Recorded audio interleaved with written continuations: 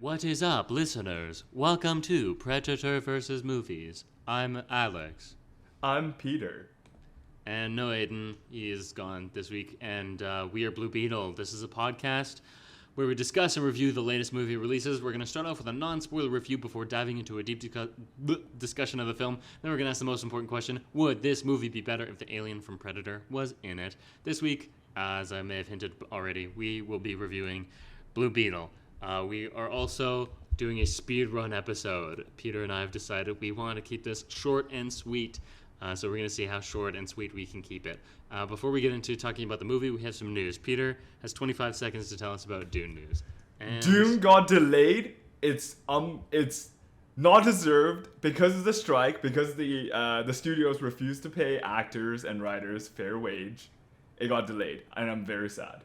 End of the story. It's now coming out March next year. Thank you for that brief news, Peter. We are now going into the trailer park. Take over the sound effect for Aiden, please. Vroom vroom. I would say it's almost... Wow. No, I like... That's better than Aiden. You're promoted. So we saw one trailer this week. It was the Bike Riders, starring Austin Butler, Tom Hardy, Jodie Comer, Norman Reedus of the Walking Dead, and Mike Faced and Michael Shannon. I think those are... Oh, and Boyd Holbrook as well. And it's a lot of people. Directed by Jeff Nichols. A lot of movies have a lot of people, I would say. And it's about some bike riders. I think I heard it was about... Yeah. Actually, I can see it right now. It's a fictional story inspired by the 1967 photo book of the same name.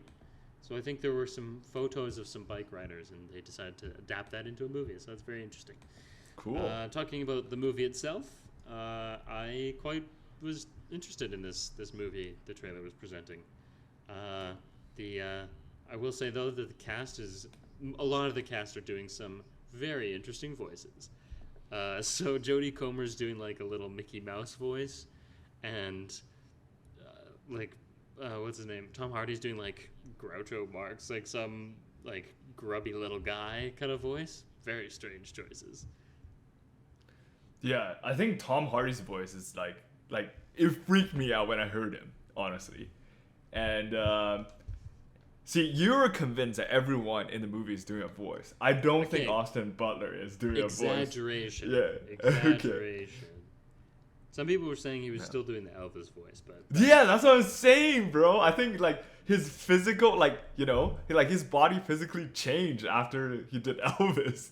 So you can only do one voice now. No, he just can't shake it. It's too powerful. He's taken in the spirit of Elvis, and he can't get rid of it. But yeah, the voice Tom Hardy does is literally like, hey, so you want to, like... Right? You know, like, that's very accurate. Like, oh, you're just a little bike rider. Just so strange. But the movie looks fun.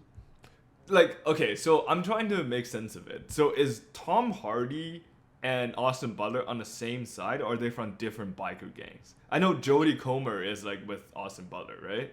I think everyone's in the same gang. Okay, everyone's I think in it's the just same a gang. very large organization that grows too big, and friends become maybe not friends. I don't know. But Gotcha. We'll find out. But but like I think everyone's from the same side. And there's one guy, Mike Face, is like a reporter, just trying to figure out what's what. Yeah. By the way, Norman Reedus in a biker movie, like, why haven't we done that like so long ago? Like, he's got the look, if you know what I mean. Well, he's a fucking biker in the TV show Walking Dead. Like that's real? There we go. Okay, I've never seen Walking Dead. Okay. Did you know he's a former fashion model? That's fascinating. Norman Reedus? Yeah. I was just seeing if he's done any movies. So he's in Blade 2. He's an American Gangster. But then I think he just does a lot of TV, video games, music videos. I guess. But yeah, he's most famous for that Walking Dead show. Anyways, nice. We watched a movie. Yes, we did. And I'll probably get it up faster than Peter will, so I'll just do it. God. Dude, it's gonna be crazy. The Predacritic Game this week. So it's directed by Angel Manuel Soto. It's written by Gareth Dune Alcocer. It's starring...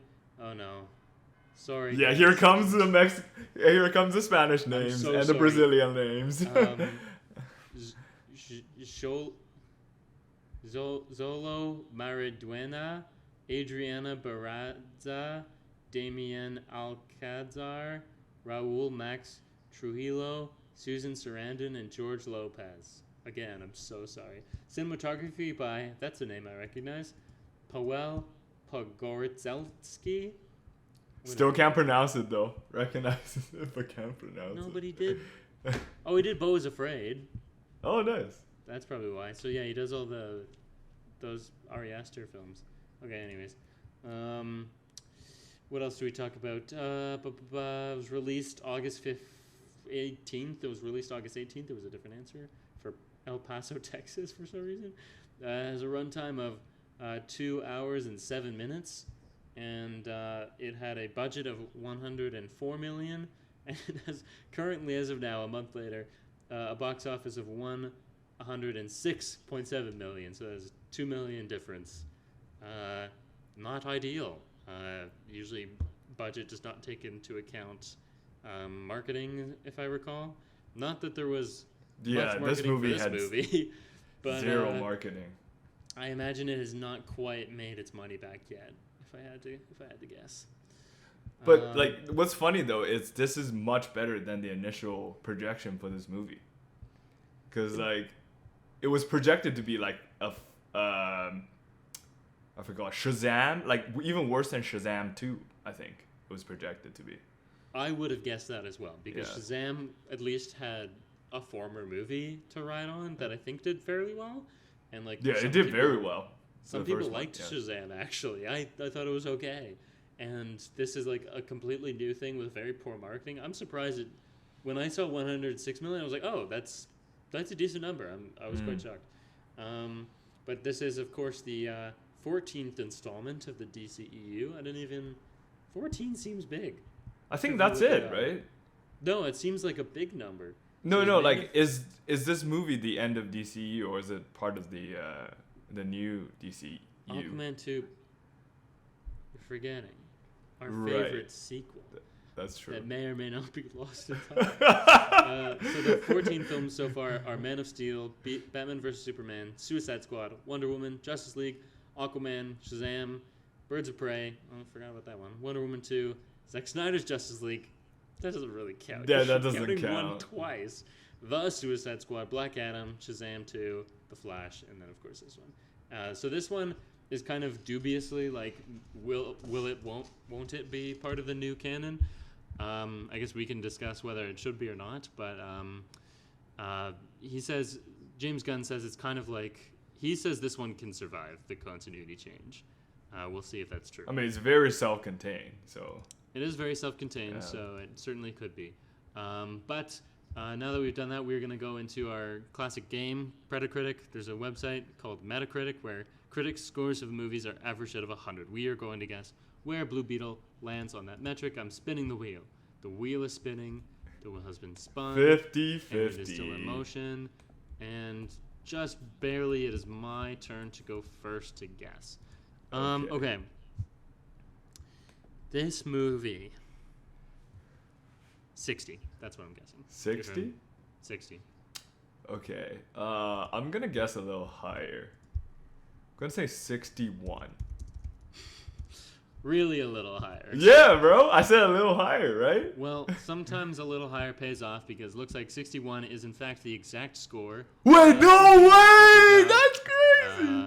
Everyone's just like, this happened last week too, where people are just picking off of my great guesses and just like, what do you call that? Like cherry picking? Like you just like get the goal after I do most of the work. Wow.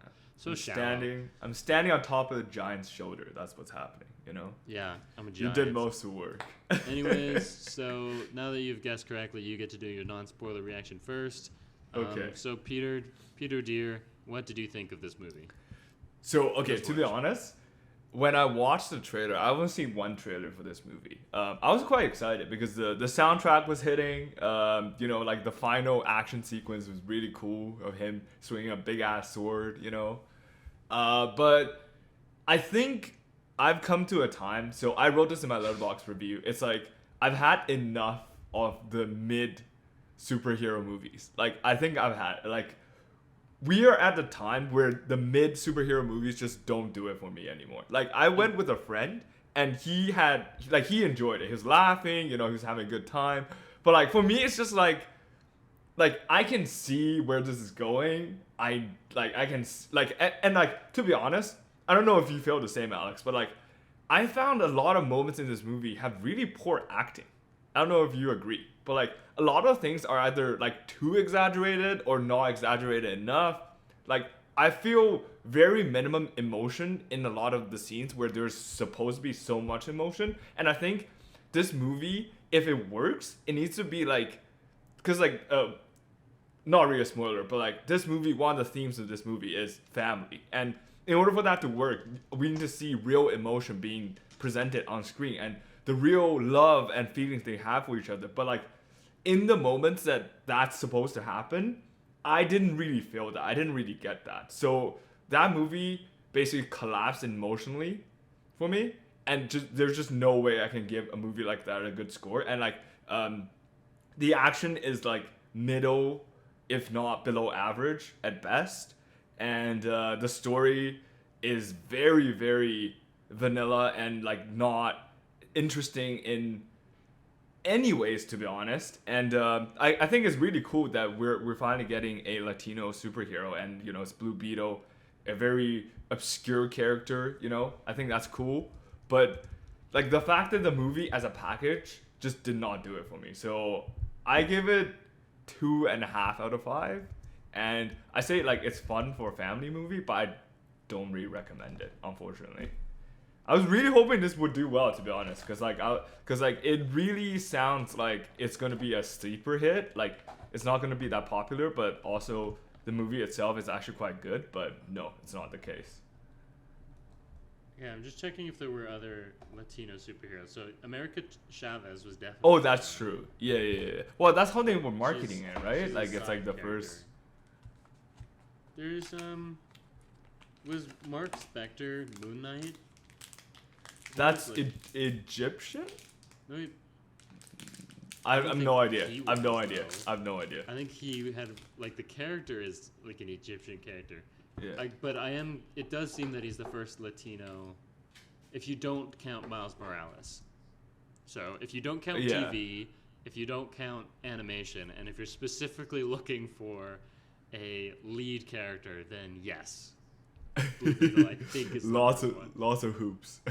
Anyways, what's your star rating? Did you give that one? I might have missed it. 2.5 out of 5. 2.5. Fair enough. Yeah. I was just gonna ask you, how was this you giving up on mid superhero movies and not The Flash? How did The Flash scrape by and this? Okay. To be fair, I actually like during a couple scenes in The Flash, I was low key like I felt it, like because I felt like The Flash is like so cliche that you don't really need a lot of build up to like connect with the character. Like I'm talking about the whole family plot thing, and then eventually like the delivery of him saying goodbye to his mom, and then like him realizing that he needs to sort of like this timeline is doomed anyways, like he needs to give up. Like all of these are quite relatable feelings that I empathize with. So like in that movie, at least I had some sort of catharsis, but in this one I had zero. So yeah, that's why. Yeah, it's fascinating that these two movies and Aquaman 2, which is reportedly really bad. Like so bad. Like this is how the DCEU ends. What a terrible year for this already like not very good franchise. Dude, and like Shazam 2 as well. And I have a feeling they're probably gonna delay Aquaman 2. Like unless they actually just want to just like slip it by or something, like it's like we're just gonna release it, no one's gonna talk about it, then we're gonna move on. Who knows? Yeah, if The Flash didn't work and they were like, and everyone was saying like just scrap it, just get rid of it, and they didn't do that for The Flash, I think Aquaman is gonna get released, but I don't think they're gonna wait for the actors because I don't think they're gonna care. If they didn't want it for Blue Beetle, they're not gonna do it for him. I mean, DC's been just getting shit on. Like, there's obviously the scandal with Ezra Miller, and then the Aquaman has the whole Amber Heard scandal thing. And then yeah, it has bad publicity, but she might Yeah. not be the problem in that. It seems oh like yeah, that. yeah, I yeah, don't yeah, think she yeah. is. Yeah, like I like obviously, but like the internet's Yes. very No, very firm on not supporting her. So Yeah, DC just really can't catch a break.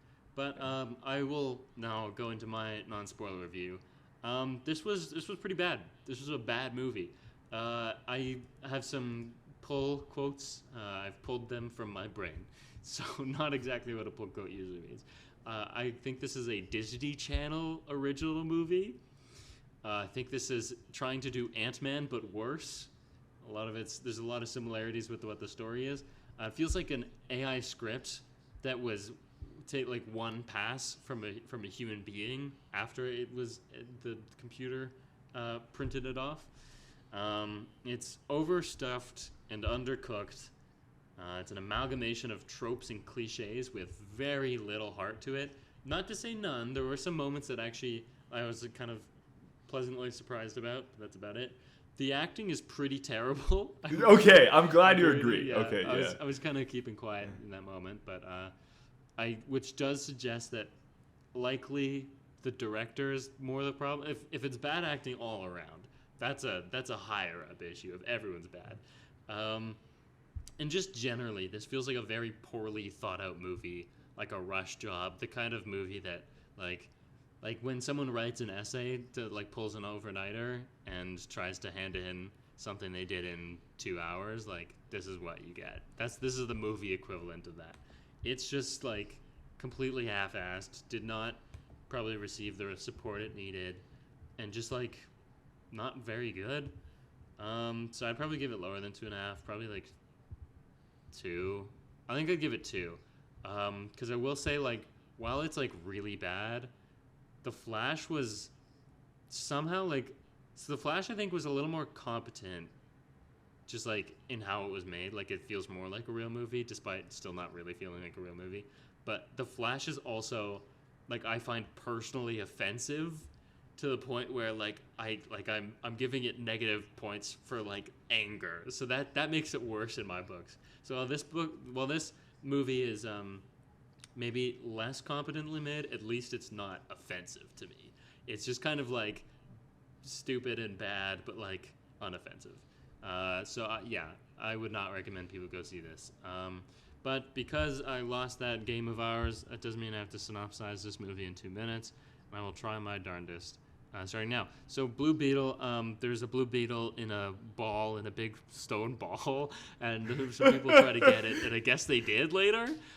There's Jaime Reyes is returning home to the Keys, somewhere in the Florida Keys, I think, to his family. He goes to Gotham Law College or whatever. He's trying to be a lawyer, I guess, I think. And Cord Industries is also trying to take over the neighborhood, as one does. And they're trying to build like a military weapon that is basically Blue Beetle. Jaime gets a job with his sister, meets Victoria Cord, who's the bad guy, Susan Sarandon, and her niece, Ted Cord's daughter, and she's hot. And she was going to give him a job, but she gives him Blue Beetle instead, I guess, because she's trying to take it away from her aunt. And he gets Blue Beetle, and he transforms in front of his family, and he goes all crazy. And then he saves girlfriend, and girlfriend takes them to her dad's old house. Dad's missing. Ted Cord, original Blue Beetle, or second Blue Beetle actually, is missing, and they try to like learn some stuff. If they try to take the Blue Beetle away from Jaime, he'll die. Like they can't be separated. At some point, Susan Sarandon and she has a little henchman guy who's like kind of a pseudo Blue Beetle. His name is Kyramax or something. And they fight Blue Beetle before all this happens.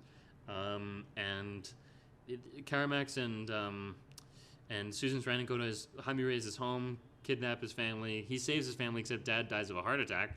And then they also kidnap Jaime, and then family goes and saves Jaime. Kyramax gets powered up by Blue Beetle juice or something, and they like attack the island with all the original Blue Beetle tech and kill everybody. Well, they kill a bunch of military people. Susan Sarandon is killed by Kyramax, and then Jaime Reyes has a boner. The end. That was a joke from the end of the movie. He has a boner. And there's post-credit scenes as well. Did you stay for those? Yeah, like the first one was Ted Cord calling out from the system. He's Yeah. alive. Yeah, and it's just He's like, like, cool. You know. And post-credit tease that'll never pay off. Yeah. Well, unless it's part of the new DCEU. We'll see. Yeah. Actually, there's a way. If although it's kind of like weird to, it's like having a. So, this would be like the stepson of James Gunn's DCEU because he's like getting it from like a former marriage or like an adopted child. So it would be the adopted child, like a movie he didn't oversee, and he's incorporating it into his family. Because all about family is what we learned. We forgot the spoiler alert. That's fine. Okay. I said what I was doing. I said I was going to synopsize the movie, but thank you. All good. I'll go back in time. And you said it like it was a huge thing. But I was going to say, Ted Cord, there is a way like this would work well with the new DCEU. Was there not talks of doing Booster Gold, if I'm not mistaken? No idea who that is. Okay, I'm pretty sure there were talks of Booster Gold because people were like, hey, who should be Booster Gold? But I forget I don't remember it being on the slate, so I'll try and quickly look something up. But why I bring this up is Booster Gold and Blue Beetle, the original, or I keep saying the original, the second one, Ted Cord, are quite good buddies. So that would actually really work out. Okay, so here I have something. Please hold while I do this. Booster Gold. Trying to find out the information. James Gunn has tantalizingly unveiled the arrival of two intriguing projects. Booster Gold. So maybe. It says it's an HBO Max series. I don't know. Take that with a grain of salt. That could be wrong. It was a very quick Google. But anyways, maybe it survives. So let's while we're talking about Ted Cord though, I'll say something on that. First of all, did the painting? So there's like you never get a clear view of Ted Cord, which is a telltale sign that they did not cast an actor in order to give some latitude for a sequel if that ever comes to be. But the painting bears a striking resemblance to a specific actor. Did you notice that? Which painting are you referring to? There's a painting where in the bedroom of the mansion when Ted Cord's daughter is with Jaime and they're looking at it and she's like, oh, that's my mom died. And it's a family painting. You can't look it up. Do you remember it? Okay, it's not on the internet, so I have no idea what who does. Okay, who so does you the don't painting remember look like? because like I didn't need to look this up. I saw the painting. I was like, is that fucking Jason Sudeikis? And I looked it up. I was like, who played Ted Cord? And they didn't have an answer. But it did say this is who the director wanted to play Ted Cord, and it was Jason Sudeikis. So because he was kind of like manifesting it, I guess. So he I guess probably requested the art department make it look like Jason Sudeikis in the hopes that he might. Interesting. Yeah. Okay. Yeah. So I found that very, very funny. Ted Lasso is not also Ted Cord. Ted Lasso. A lot of Teds. He's being Ted-casted. For real. Type Ted. But I will say, just while we're on the topic of Ted, that was part of the movie that I did find interesting.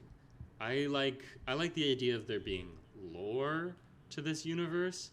I'm trying to think the other superhero movies in this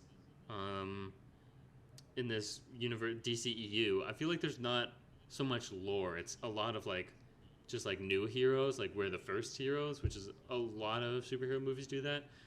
Less so have a history to them, and I find the history kind of tantalizing in the sense that it gives depth to the world.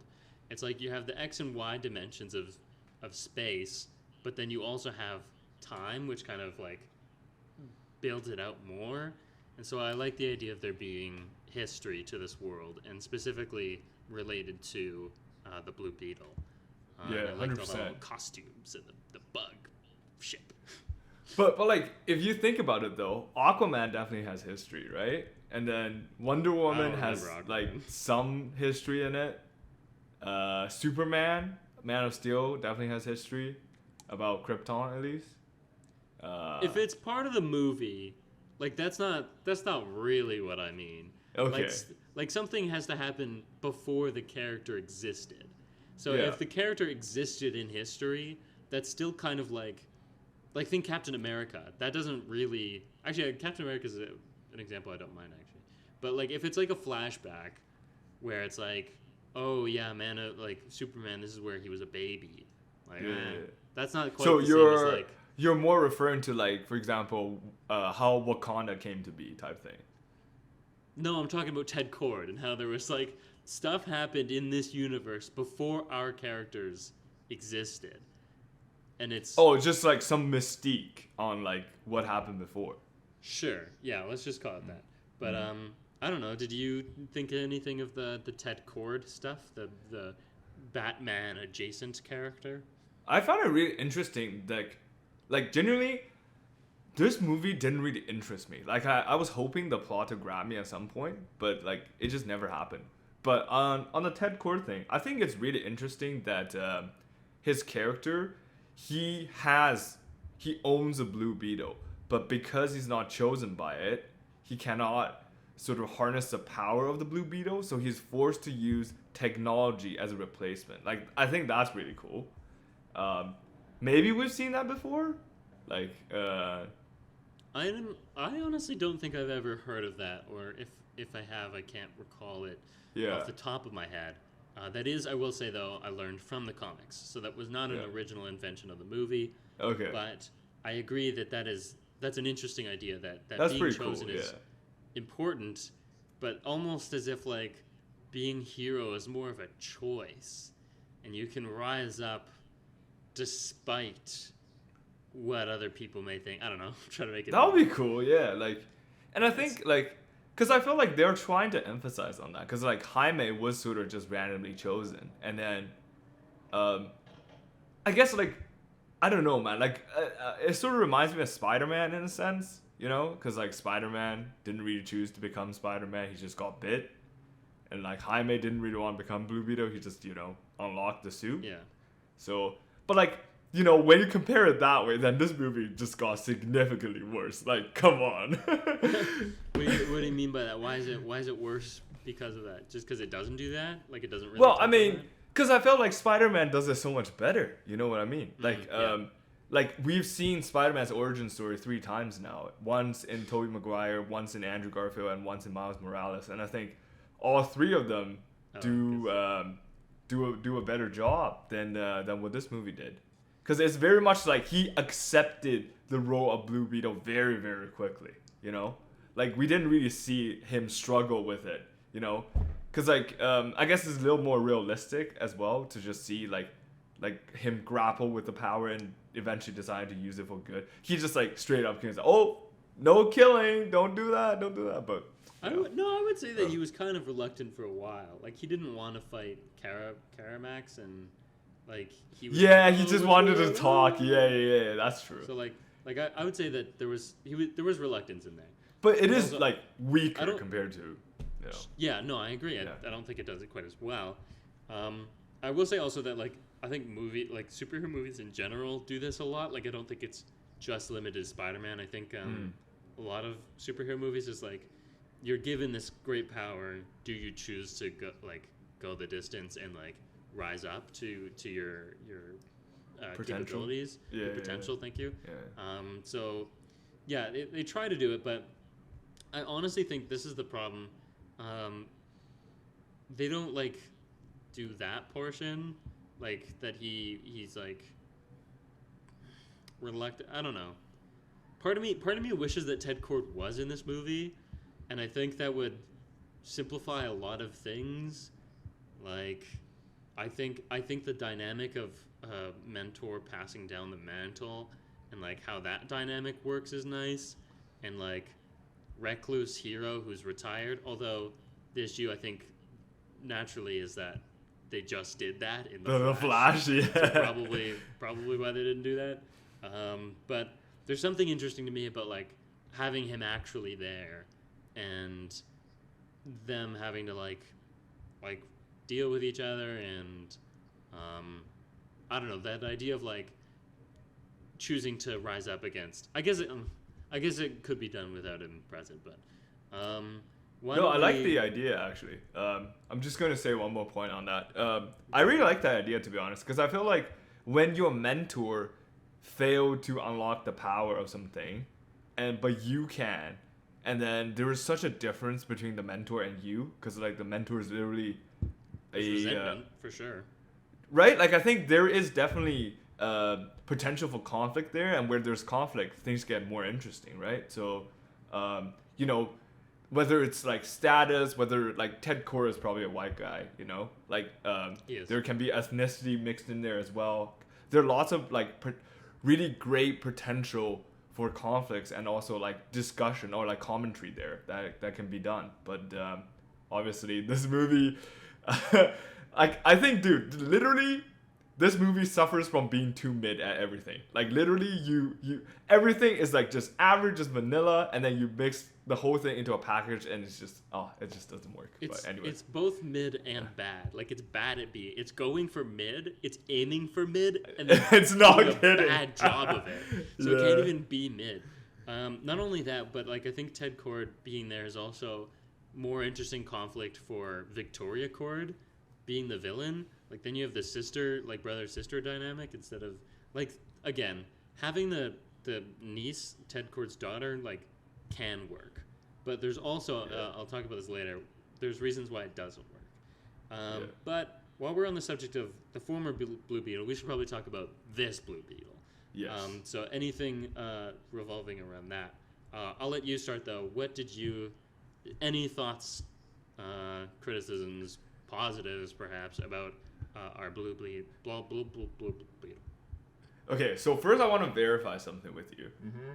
The budget, 104 million, right? You said. Yeah. Is that considered low, medium, or high for a superhero movie? I think that's probably lower tier, I would say. I'm just curious what Iron Man just randomly. Let me do some quick research. I do know the newest movies are getting over 200 million, but people are saying that's insane. So I think 100 is kind of like average. In the low end? Even Iron Man was 130 million, so okay. I think it's lower than usual, I would say. Okay. That's my guess. Cuz like I feel like there's so much wasted opportunity. Like it's literally Iron Man, but like the suit is like mystical, and also you can make like it's like the bleeding edge armor of Iron Man, where you can like make cool shit, you know. And there's like actually ascension intelligence in there as well. So like it's very similar to Iron Man in a sense without the mystical element, but it's Iron Man meets Green Lantern. Like that's sort of. But I feel like if you look back, okay, Green Lantern, to be fair, was not a good movie. But like they had a lot of fun with the Green Lantern power. Like he made a lot of things. He made a lot of crazy shit.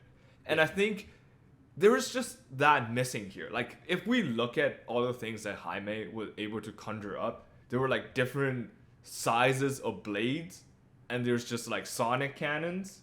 Well, that's I'll stop you right there. That's just the difference of character. Because Green Lantern, he can make like anything. He can make anything.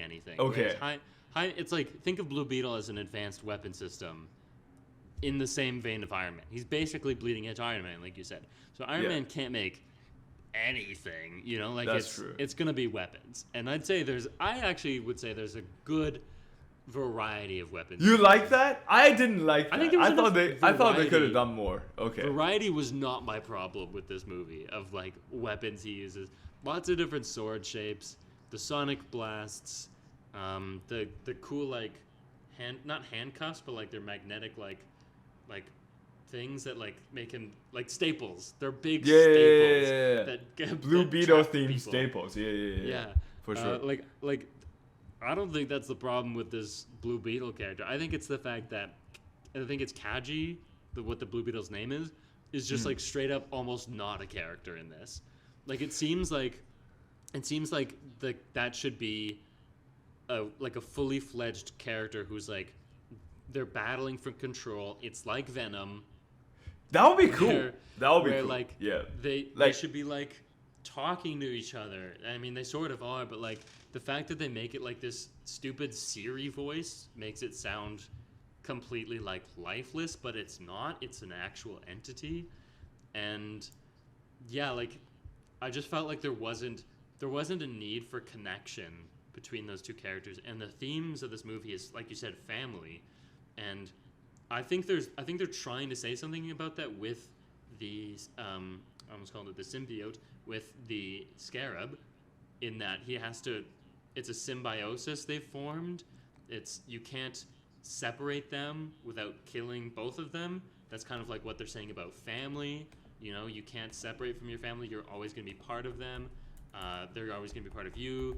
But like that doesn't work if I don't see the scarab as like a person or as a pseudo person, right?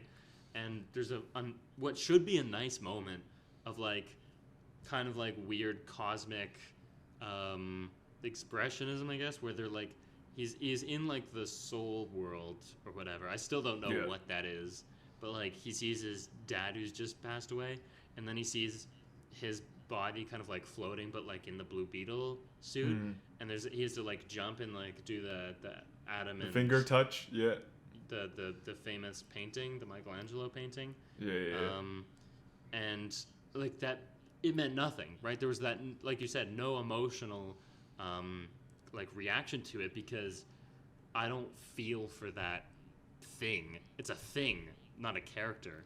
And I think there should be more of that, like, it's that classic screenwriting thing of the annoying secondary character who the main character like hates and just keeps trying to get rid of, and then like eventually separates from, but realizes they actually kind of formed a bond, and then they miss them, and so then that reunion is very sweet because they realize how much that other person meant to them. But that's just not the case here. Dude, none of that happened, though. Let's be fair. Those characters don't interact. Well, I'm just saying, like, that's what the movie is thinking it is by the end, right? Okay. And just based on, like, I think that's what it should have been, but I'm saying that's definitely not anything the movie ended up doing. And especially since we've seen so many of this relationship done well. There's Venom and Eddie Brock. There's what's her name? What's Spider-Man 2099's AI called? I would not say that as an example of this. Really? I thought that was great. That was such a side character. That's a side character. No, but honestly, the dynamic between Miguel O'Hara and like, sorry, I forgot, but her voice actor is Greta Lee. But like, sure, like, I thought that dynamic was like what, like 2-3 minutes of screen time. That was better than all of that we've seen in Blue Beetle. You know? Yeah. And that's I can feel like, movies. yeah, I mean that's true, but. And also, like, if we think about it, it is very similar to Spider-Man's suit AI and him. You know, like initially it was like, I guess like there's no really like, because in this case it's literally they're biologically bonding, but like in the Spider-Man movie they're emotionally bonding when he was stuck in the warehouse, right?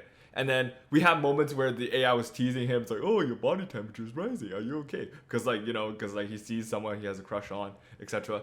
And then like in this one, like the final moment doesn't feel earned about like the AI teasing him about getting a boner. It's like sure, like that's just funny by itself, but it could have been so much better where it's like initially they were like at odds with each other. It's like, get out of my body, you know? And then eventually they bond by, you know, fighting through things. And then at the very end, you know, he's like, you know, they're like old buddies. They're teasing each other. And like, sorry, I'll let you go, and I have one little point after that as well. Yeah. Okay, sure. Yeah. I would just say that, like, the Spider-Man example, his AI, same with Iron Man's AI, Jarvis or Friday, who is Friday, I think is also the Spider-Man one, but Yeah. they are like infinitely more like Human? lively and human. Yeah, absolutely. Those Yes. like AI, like actual not real things feel more human than the real thing in this movie, the Blue Beetle voice. Just such a strange choice. I don't know why they did that. What's your second point? I was also gonna say, like, I think they could have made the whole, they have to become symbiotic, like a bigger Yeah. thing. Cause like, I mean, like, it will be very similar to Venom, to be fair. But like, the fact that the AI is not telling him that, like, you are never gonna be able to take the suit off unless you die. Like, I feel like that's a big reveal to the character, But the fact that he literally just went on the roof and then, oh, my family's in trouble. I guess I gotta go. Like, there's no, I guess, like, the movie's runtime isn't the longest, but also, like, there are key emotional moments that you kind of want to make a big deal out of, that the movie just like, oh, you know what, we gotta get going, the plot demands it. Yeah. So we need to move on, right? Yeah, I would say that, like, again, I think if the thing was just a character, I think it solves so many of those problems. If they had scenes where, like, they interacted, for example, like, either in, like a mind kind of space, like he's seeing it as a physical figure, or even if he's just acting with a voiceover, but the voiceover is just a more lively person. Like, I think that then you can have those moments where, like, Jaime's angry at the symbiote and fuck the scarab, and he, like, says something mean and, like, kind of, like, says fuck off scarab, or, like, even if he, like, if he tried to get rid of it, like, it's kind of sad that they say that he can't, because, like, getting rid of it would actually kind of be, like, a nice beat for this. And I was just going to say, I think another problem, to kind of move away from this topic, is that there's just too much going on in this movie. Absolutely. There's just no room for that to even happen. And I think my thinking is that the one thing that I would for sure get rid of that like this would fit in better, I think, is get rid of the girlfriend. I don't think she makes sense in this movie. Again, I think Ted Kord would have made more sense, or neither.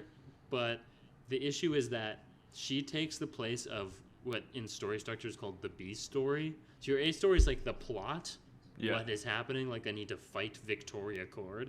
And the B story is what the hero is doing in between those moments, what carries us between the fight scenes, essentially, in superhero movies.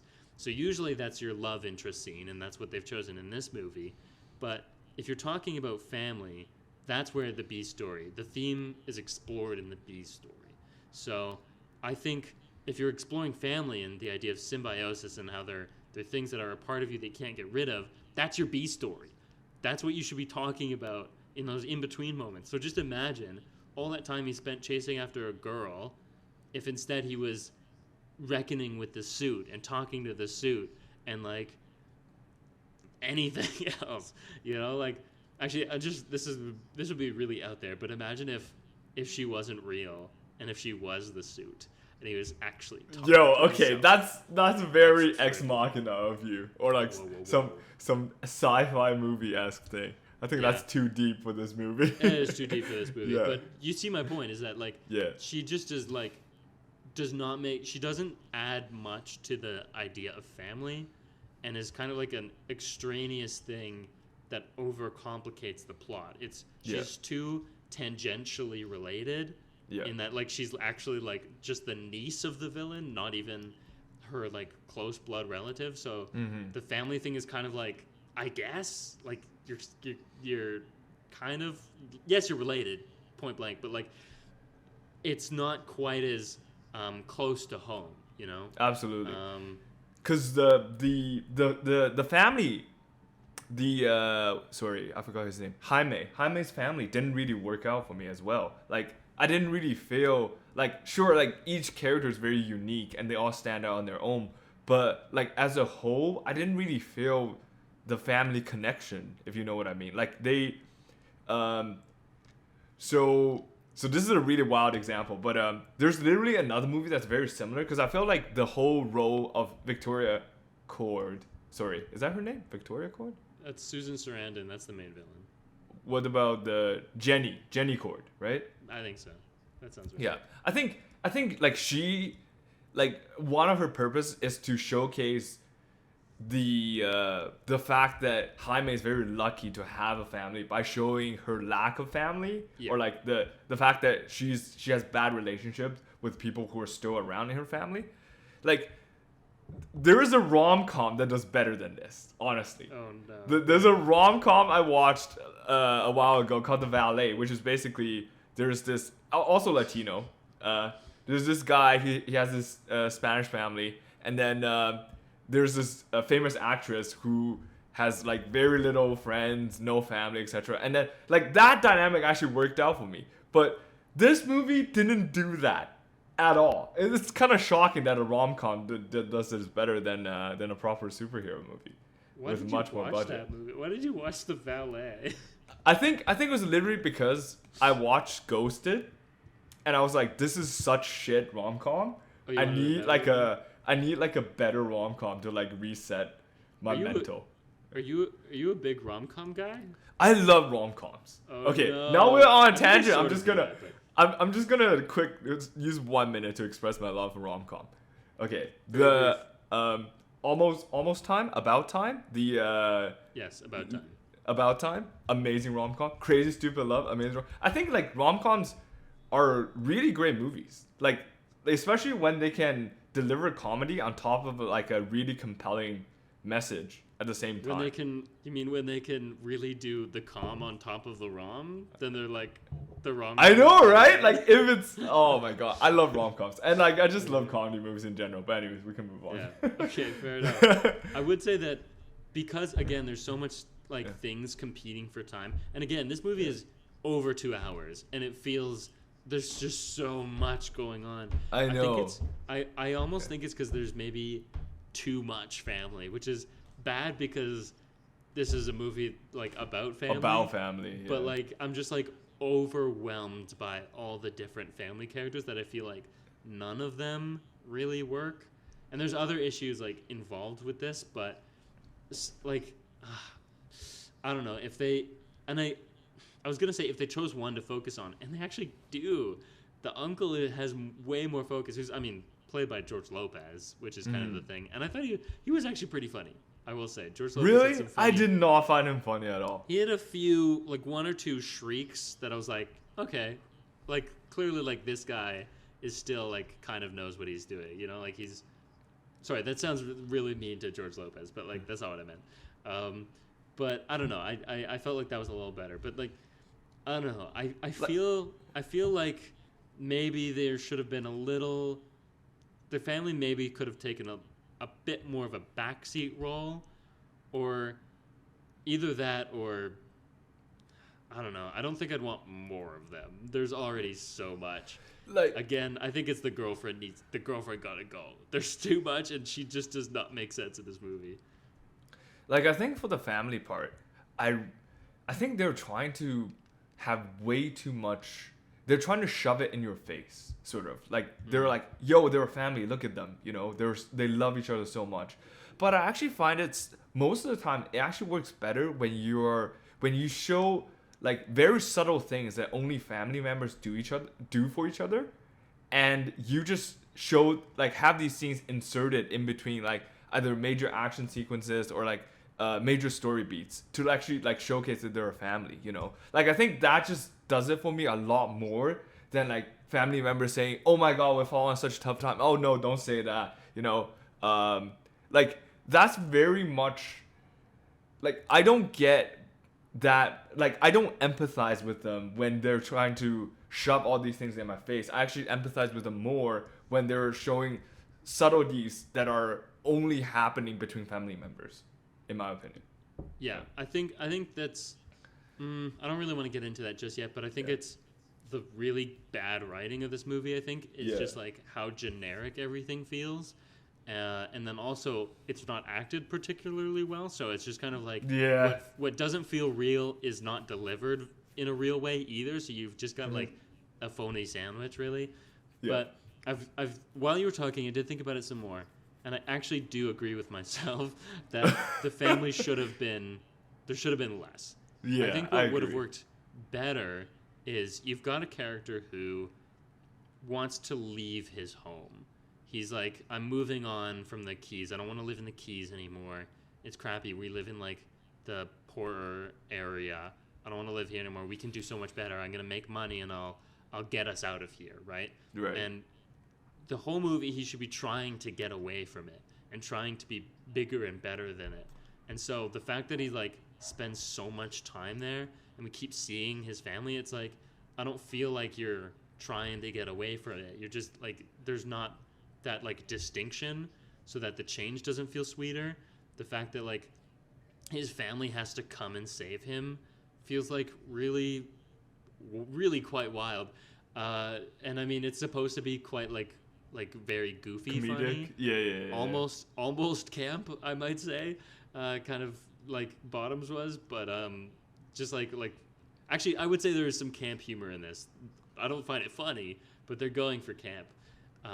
Like the grandma stuff is just like Absolutely. like yeah. that's I would say that's camp. But what was I gonna say? I think if you chose one family representative, who again is George Lopez, they've clearly half done this, and actually make him the only representative, and everyone else is just like briefly seen, and then Jaime is trying to do his own thing, you know, having scenes with Blue Beetle, maybe with Ted Cord, and then just his uncle as like the opposite, right? So you've got a character representing family. You've got a character, the Blue Beetle who's the main interaction. You've got the evil character who's family, the anti-Blue Beetle. Ted Cord is like another. This is getting too complicated already. But like the issue is that each member of the family, they're all doing the same role. They all have the same role in the story. And so they're redundant, which sounds mean for like a real family, but in a story, you only need one character to represent an idea. And you have instead 5 characters representing the idea, which is why none of the family scenes like resonate, because all like they're all competing for like one role essentially.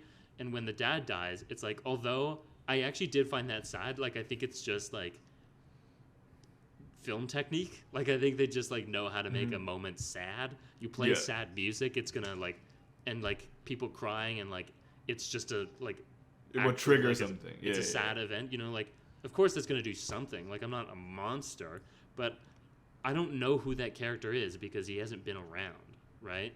So I felt like that was kind of cheap. There was this moment later where Blue Beetle says like, "How am I gonna do this without you?" And I was like, "You've been doing all of this without him." like I mean that's your dad, sure, but in the movie, I haven't seen him much. Like I don't know. They don't have like a rapport that they spend one scene together alone. Like that's nothing. And I actually quite like your rewrite as well. Like your idea of Jaime trying to get away from the family, trying to move to bigger cities, because the dynamic right now is like, oh my god, you guys are struggling. Let me stay. Let me work. You know, let me help you out.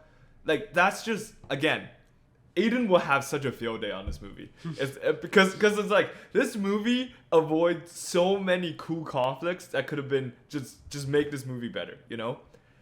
The conflict of trying to move away, you know, it's like saying like, oh my god, like I'm only back here because I'm visiting, and then I'll be back there trying to make money, etc.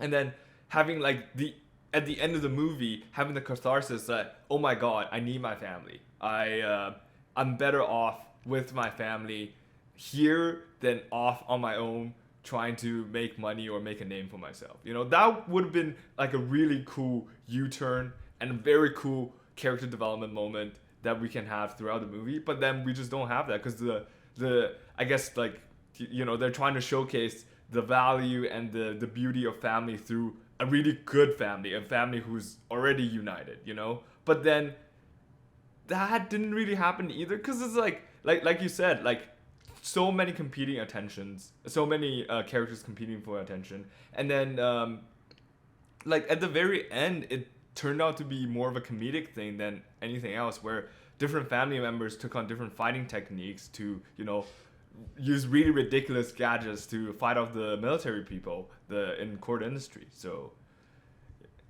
Yeah, and I think also like the very beginning of the movie is I feel like it should be the reverse.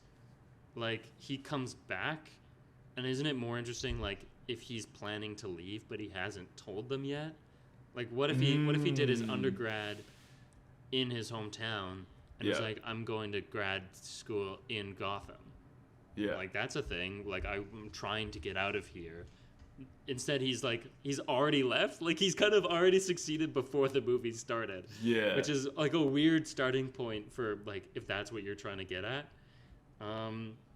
Also like the idea that like they're losing the home, and the fact that they just like bring it up immediately. I feel like that's another piece of tension that's kind of like secrets are better the longer it's like a stew. Mm-hmm. Secrets are better the longer they percolate.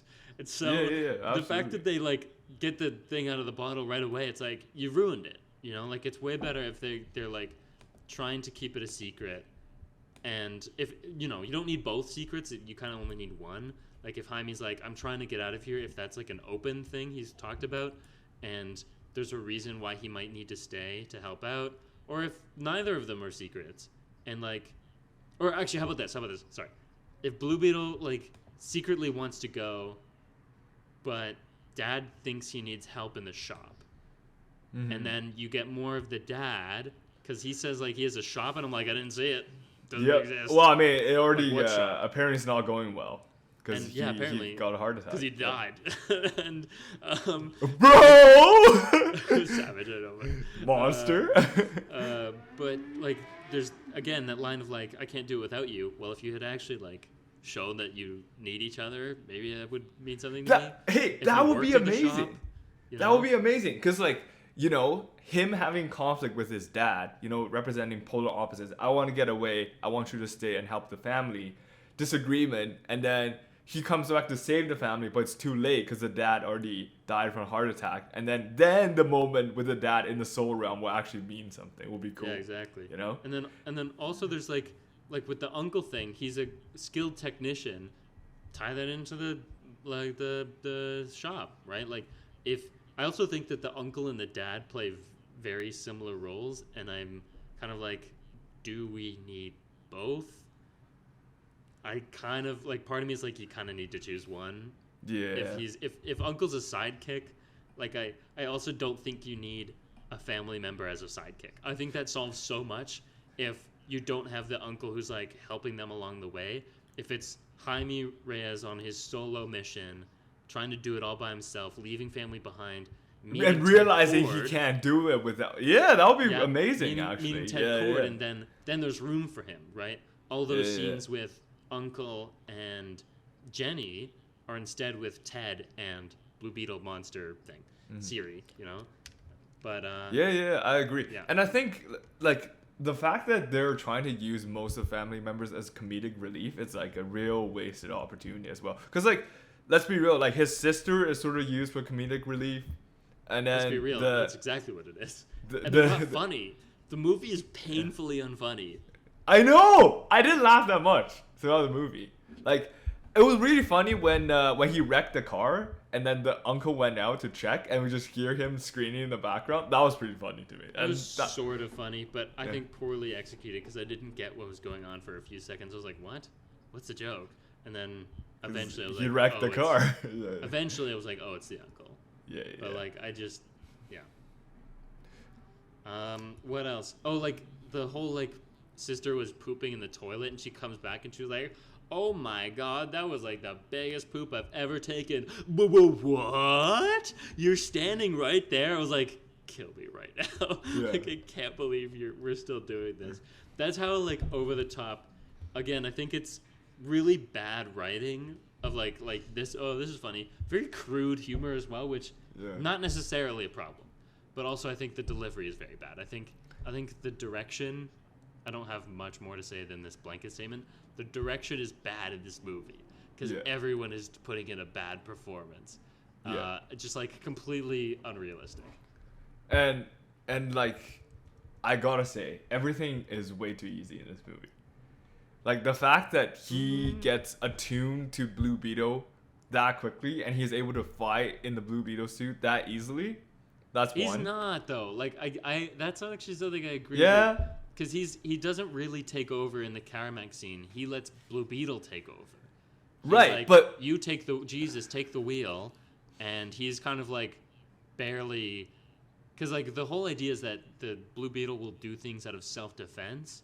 right. So it's doing a good protect the job of host, self-defense for a while, but that's not him doing it. He's not really Right. in control the whole time. I'm more referring to when they assaulted the house, and he was like already He's pretty good at that, I would say that.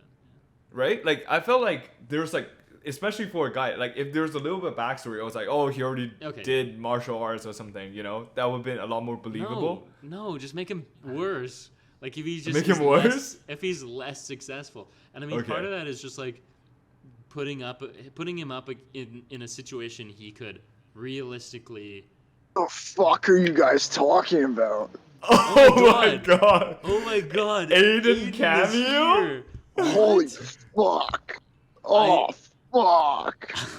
I have my non-video participants thing, so I didn't see you come in. How long have you been here? Fuck! We're trying to talk about Blue Beetle. Oh, he's gone. He's gone. That was very strange. He's on a sort of vacation, so what a great visit.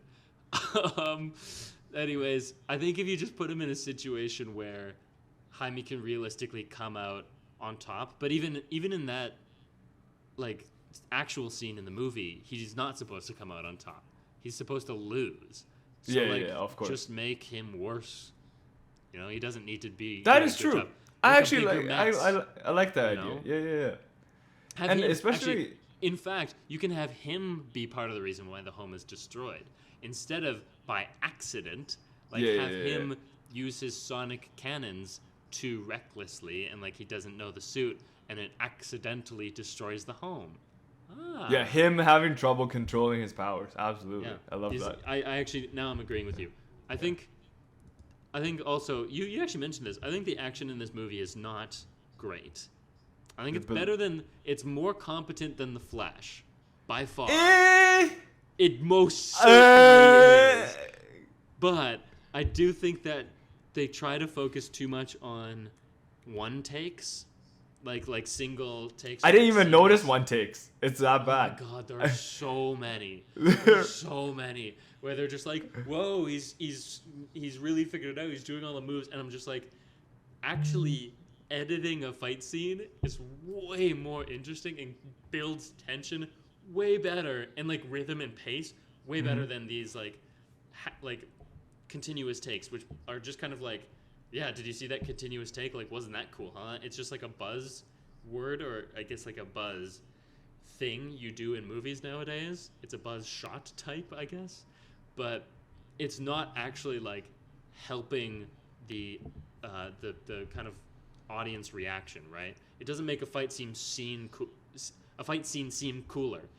If you think of, for example, The Batman, how many single takes were in that? None. Yeah. Right? Because what's actually more interesting is like the rhythm of like, oh my god, like there's something behind me, and then cut back, and like it's the cutting that makes the action more intense. And I didn't feel that almost at all in this movie. And the fact that like I feel like he's just fighting generic soldier as well. Like I feel like he was never don't know. really challenged that much. You know what I mean? I wouldn't say like generic soldiers are like pretty, like they're staples of the superhero genre. I mean, the Flash did it, the Kryptonians at the end. But I would say that with the final fight with Caramax, that's the most it feels like two action figures smashing together, like you're a kid and going like, and then he goes pew pew pew pew pew, and then he goes, oh no, he's gonna do the big thing, and then psych, he throws a rock, and then and it's like, this means nothing to me. It's really just like two figures who like I don't really know the power levels of. Yeah, I right. usually care about power level, and like the gravity and the momentum, like the physics of it doesn't really make sense, like especially when they're flying and stuff. And it's just like I'm just like, I gotta be honest, I do not care right now. A problem that a lot of superhero movies have, where it just kind of devolves into like meaningless two people fight. punching each other. Yeah. Yeah. Yeah, I mean, honestly, I gotta say, I'm very disappointed. Yeah. I really thought this is gonna be good. Yeah. It's Just not like, good.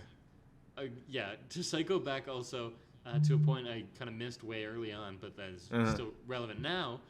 Another issue with these fight scenes and with the whole concept in general is Blue Beetle is like this like blank slate face. Whenever he's in the suit, there's just Oh no yeah, expression. there's no mouth, and It's just well, I like mean, I dead. guess. I can't think of another superhero movie where there is so little expression coming from the face of the main character. Like that's a Well, I big mean- problem. I can think of like Deadpool. Tony expressive eyes. Stark in the Iron Man costume. Heads up display. That's the difference. Oh, It's that's true. Yes, Spider- you see like, inside it. Yeah. Iron Man has the heads up display, which makes up for the inexpressive face. Yeah, And yeah. Spider-Man absolutely. and Deadpool, who leave their masks on all the time, have expressive eyeballs. Blue Beetle does not really have expressive eyeballs, and like the mouth kind of moves. So it's just like if Iron Man didn't have a heads-up display, and the only time they show a bit of Jaime is like his eyes. Like that's not Right. enough. I don't know what he's like panicking, and I'm looking. The only thing I'm seeing is either blank slate Blue Beetle face or his POV, and I'm like, this is like really hard to like wrap my head around. It's not. I can't empathize with this character. I'm not seeing I'm not Yeah. seeing his face. Okay, so we've ripped into the movie quite a bit. I Could I want to ask you to Mm-hmm. list one redeeming quality of this movie. What is one thing you enjoyed? For Okay, fine. Actually? Good question. The cinematography. I thought the cinematography was not bad. I think it was almost pretty good. Actually, no.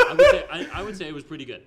I was quite surprised by how, like, everything else is so incompetent that was Right. actually like pretty good. They use really nice framing. Like they'll just like pop the camera in an unexpected location to create a frame around a character. Like a character will like turn their head and look at something, and we'll see the camera will switch to their face framed by something. And they do that a lot. And I was just like, wow, that's like a real camera thing you just did. Like that's a really good move. They have like some good like tilts. I had a list here. I can't remember. They use some wide angle lenses. Like there's the fun POV when Jaime wakes up and his family are all looking at him. Like that was kind of funny. It was kind of goofy. And the other thing I was gonna say about cinematography, but kind of like, I guess the production as a whole, I like that I can tell they filmed in real places, which is sad that like that's such a That's a like, plus not- now. That's Yeah. not a low bar. Like the fact that I'm like, oh, you filmed on a real street in a real home. I'm like, that's actually refreshing. You know, again, The Flash and Ant-Man Quantumania come to mind as like you just like are filming. Yeah. I don't know The where you are. volume. Yeah. So yeah, those are some redeeming qualities. Do you have any? Yes, I have one, Okay. and this one will shock you. I'll be shocked. So I actually really enjoyed the music of this film. Like Whoa, this, what? the shocked. Spanish version of "Blame It on the Boogie" is actually really good, and it hits really hard, in my opinion. When You gonna add it to your playlist? huh? You gonna add it to your playlist? Oh my god, is it actually available somewhere? I actually don't know what. It's a song. It's somewhere. I think it's really cool that they like instead of using, because you know, like we've all heard like 70s, 80s, 90s music being overused in pop culture and just you know, whether it's at the background of a fight or etc. But this time they actually did like a little twist because you know, it's a very Latino film, so they did the Spanish version. I thought that was really cool. Well, here's And my very fun. problem with that is Yeah. that I feel like that is a good example of bad music choice. Oh yeah. Because it doesn't add to the world of the story and it actually takes away. Because this is a story about accepting like where you're from and your home and like by extension your culture, I guess. Mm-hmm. Because like there is like very clearly like a cultural thing. Like the bad guys are like the white industrial military complex, right? Military industrial complex, sorry. And he's supposed to like reckon with like being more accepting of his home and where he comes from. And so to do all the Spanish music, big plus. But when it's a Spanish cover rendition of a white song, it's like, I don't know if that's... I think it would have been more meaningful to the story to just do... Or, like, that could be a statement, is the other thing. Is, like, if you're making it, like, a Spanish cover of a... Actually, it's not a white song, because it is by a family of famously black people. But, like, you know, like, that could be a thing. But I feel like the music choices were all quite random, and it actually does circle around to the 80s by the end. They do the Motley Crue song, which I do believe is from the 80s, or at least Motley Crue is. Just gonna check that. Gonna check my sources. Live fact checks. Motley Crue years active was from 1981 to 2002, so I'm gonna take that as 80s.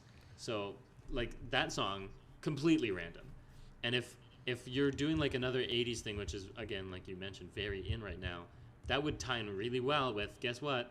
The hero who was active during the 80s. Imagine if Ted Kord was in the movie. You know, like, that would be a good reason to have the 80s, because, like, that's where he's from. So, I don't know. I thought the music was fine. Yeah. I think I've said my piece. You said your piece? I'll blast through the last bits, okay? Number one, this movie's full of plot holes. The most notable one that I wrote down was when the character known as Dr. Sanchez, that's not his real name as we learn later, when he discovers the scarab is missing. Initially, to get into the room, Jenny has stolen his key card. She needed to steal his key card to get into the room. He then gets into the room and realizes his key card must have been stolen. How did he get into the room? He doesn't have his key card. So that was a very obvious plot hole to me. Movie magic. Or if like she didn't need the key card for anything else. I don't think she did. I'm not, like, maybe I misremembered, but the racism in this movie I felt like was very ungenuine, like AI generated. So like the receptionist being racist was just like very like generic, like, oh, are you delivering a package? Like, he's not even wearing anything remotely similar to what I guess, like, that's the point. But even then, I was like, okay, come on. Like, you could dig a little deeper, I think. And it was just, like, very vanilla. And same with some of the other, like, it was just very tropey. Another plot hole or unexplained thing. Why are they milking Blue Beetle at the end? What is that for?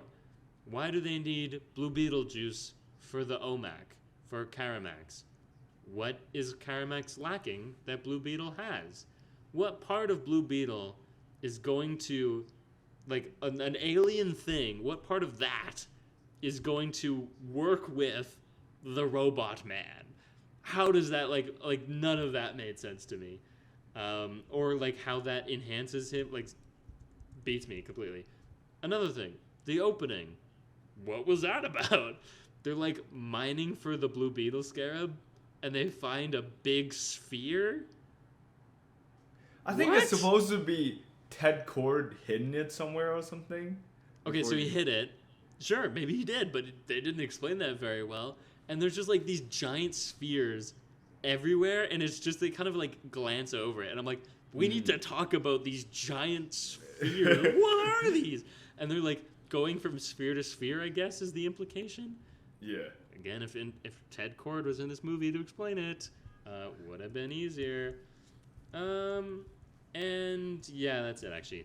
Not a real movie, fake movie, and bad fake movie. So, Aiden, we have a segment. Tell me about it, fake Aiden.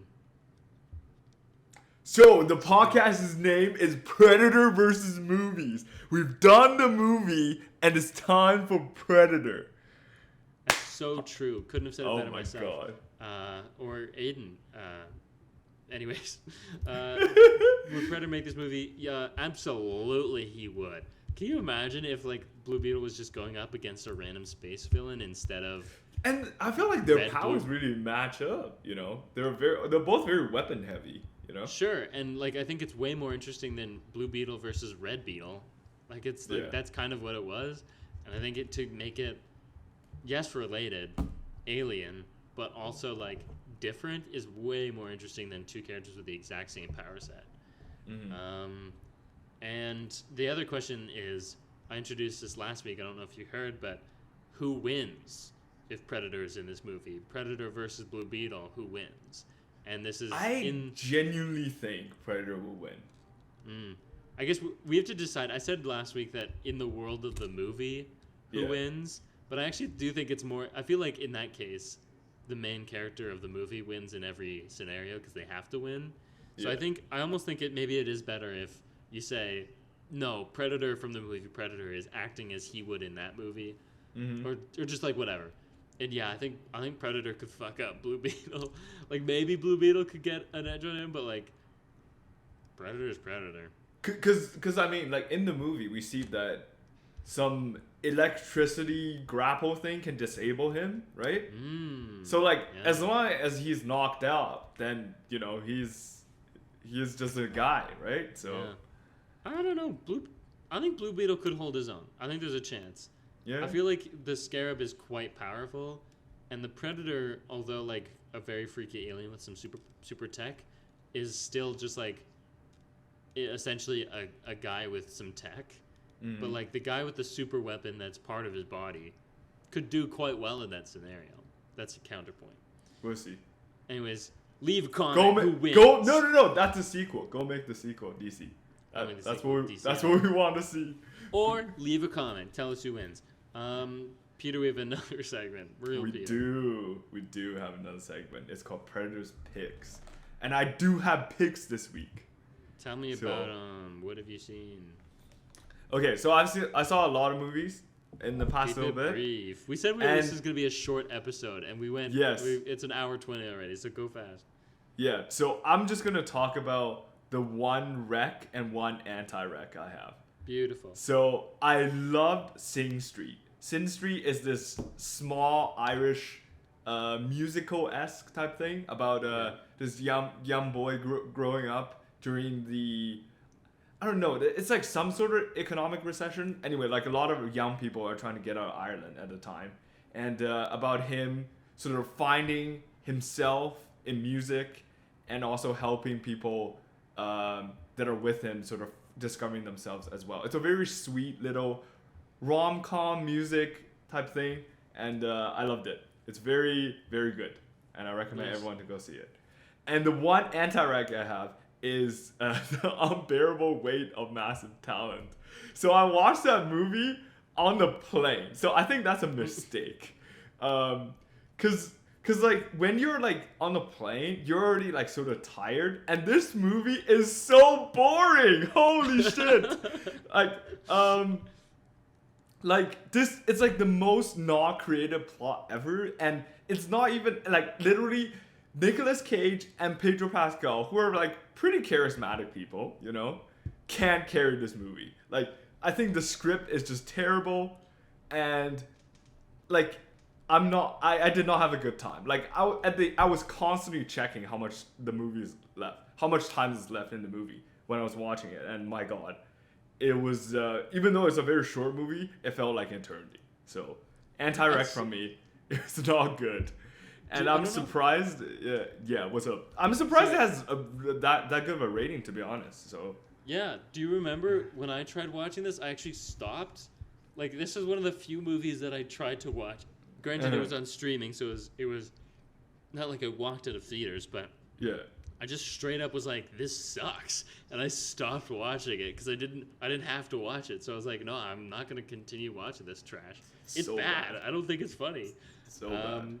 So very interesting, Rex. I've actually, I think, only seen 2 movies since last week. One was That's Oppenheimer, crazy. which I've seen before. I guess I could talk about. So that what briefly. is your dad's review on Oppenheimer? He liked Alex? it. He liked it a lot. He liked That's it. So yeah, I watched Oppenheimer again, and I'd say that like while I'm still quite enthralled by the filmmaking, its Yeah. flaws felt a little more evident to me. I still think it's quite good, but also I read a review that was quite critical of the politics of it, and I think originally I was very like, no, but it's clearly, like saying that what Oppenheimer did wasn't good. I'm now wondering if maybe that wasn't, like, while that is the text, it's maybe not how the movie feels. Let me elaborate. So the movie did this time kind of feel like, man, poor Oppenheimer feels so bad about what he did, and it just kind of feels like sad boy hours, but like one of those like, man, fucking suck it up, you baby. Like, stop being a baby. Like, that's what it feels like. There's actual people who actually died, and it does feel like he's like, oh man, I fucked up so bad, and like, that's the movie. It's like this guy realizing he fucked up so bad, and also the what's her name? Emily Blunt. Emily Blunt. Thank you. The Emily Blunt stuff is just like, that's atrocious. Like, atrocious female writing, classic Nolan, and just like he really just gives her nothing to work with. And I think a better movie that was actually critical of Oppenheimer would be, well, one, critical of Oppenheimer more like in a better way than I think this one does. I think this one like kind of glorifies him in a backhanded route. Because it makes the audience feel bad for him. Yes, it sympathizes for him, where maybe you shouldn't, right? Like that's kind of, I think you've really nailed it. Actually, that's kind of the problem that this person had. That I'm kind of like, I'm starting to see now is like, this person did a terrible thing, and while it's like cool that they're reckoning with their actions, like, I think there's not enough distance between the character, and there's not enough critical distance of Oppenheimer. I think because we're taking his subjective experience the whole time, there's not enough like of like a separate person being like, maybe that's not good. And I guess there's a question of like, well, maybe like it's the technique, like you could make a movie or a subjective experience of a bad person, but even though it's subjective, you're supposed to know like that you're allowed to feel things that the main character isn't, but it's tough because the camera takes the place of like of the director's opinion, and because the director's opinion in this case, or the camera's opinion of Oppenheimer, is quite subjective, it does feel like he's like we're supposed to sympathize for him, and that's maybe not the best. So, rethinking Oppenheimer personally, but I had a fine time at the movies as far as that goes. The other movie I watched is a movie called Network. This is part of my Sidney Lumet-a-thon. Peter, I don't know if I've mentioned this while you were here, but Sidney Lumet is a famous director from... he was quite prevalent during the 60s and 70s, mostly, I'd say. And so I watched Network, a very famous movie. It was pretty good. One of those movies where you hear a lot of good things about, and then you watch it, and you're like, oh, so that's what that was. But you maybe are not, like, super blown away, and I think maybe that might come with a second viewing. But for now, I think it was a good, fun movie that I watched. But that's it for me. Next week, I want to do, we haven't discussed this, but I kind of want to do Haunting in Venice, the new Hercule Poirot movie, Murder on the Orient Express 3. What's the guy's name again? Hercule Poirot. No, the actor who plays him. Kenneth Branagh. Kenneth Branagh, exactly. So I want to watch that personally. We'll discuss it though. Yeah, if you like us, check us out on Instagram and Twitter at PredatorVMovies. If you like my thoughts on movies, check me out on Letterboxd at _AlexGordon_. Peter, do you have anything to plug? Surprise! I have nothing. Oh, it's a classic. I'm so shocked. Should I plug on Aiden's behalf? No. So you know what that means. Leave a review, leave a comment. Tell us who you think would win. Predator versus Blue Beetle. Who's getting the other? Leave a like, a star rating. Show us your love. That's how the algorithm knows you like us. And tell your friends, of course. If you want the show to grow, if you want the show to live, symbiosis us. become one, become Legion, become Blue Beetle. But yeah, so check us out next week. I'm Alex. I'm Peter. And this was Predator vs. Movies. See you next week, baby. Pew, pew, pew, pew, pew, pew, pew, pew.